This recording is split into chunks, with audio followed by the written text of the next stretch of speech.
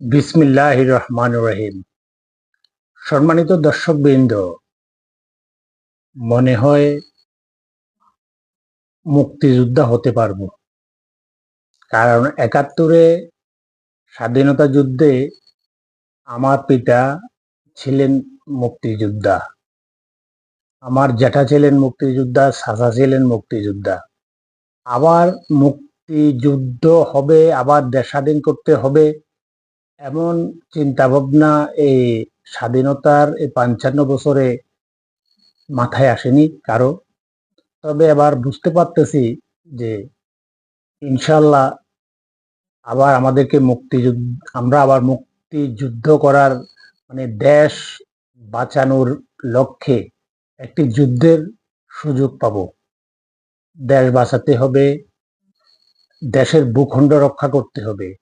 দেশ আমাদের মা, আমাদের মাতৃভূমি, আমাদের মাতৃভূমি রক্ষার্থে আমাদেরকে যুদ্ধ করে যদি আমাদের প্রাণ যায় তাহলে আমরা শহীদ হব। হাসিনা ওয়াজেদ বৈধ প্রধানমন্ত্রী, এরা অবৈধ। হাসিনা ওয়াজেদ প্রধানমন্ত্রী হিসেবেই ঢাকাতে শাহজালাল এয়ারপোর্টে নামবেন। যে ডাইনি এ দেশ থেকে পালিয়ে গেছে, সেই ডাইনিকে আবার বাংলাদেশে পাঠাবে ঘোষণা দিয়েছে ওই যে পশ্চিমবঙ্গের বিধানসভা, আমাদের পার্শ্ববর্তী যে রাষ্ট্র, আমাদের যে বন্ধু রাষ্ট্র।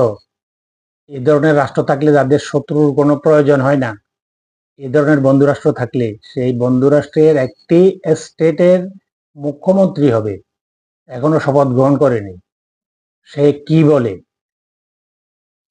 তুমি কি মনে করেছো বাঙালিকে? রক্তে মানে শরীরের শেষ বিন্দু রক্ত থাকা পর্যন্ত এই দেশের মানুষ লড়ে যাবে, তুমি মনে করেছিলে? আর শালার বাটা আরেকটি বক্তব্য কি বলেছে যে বাংলাদেশ এদের সাথে যুদ্ধ, এটা তো কয়েক মিনিটের ব্যাপার। আসো দেখি, পলিটিক্স বুঝো তুমি? তুমি মুখ্যমন্ত্রী হয়েছ, তোমাকে ভোট দিয়ে মুখ্যমন্ত্রী বানিয়ে ফেলেছে। পলিটিক্স বলেও একটি কথা আছে। আসো না দেখি তোমার ক্ষমতা কতটুকু। সবাই ভালো থাকবেন, যুদ্ধের জন্য প্রস্তুতি গ্রহণ করুন। আসসালামু আলাইকুম ওয়া রাহমাতুল্লাহি ওয়া বারাকাতুহু। বক্তব্যটা শুনুন। বাংলাদেশের সঙ্গে যুদ্ধ ভারতের কাছে তো কয়েকদিনের ব্যাপার নয়,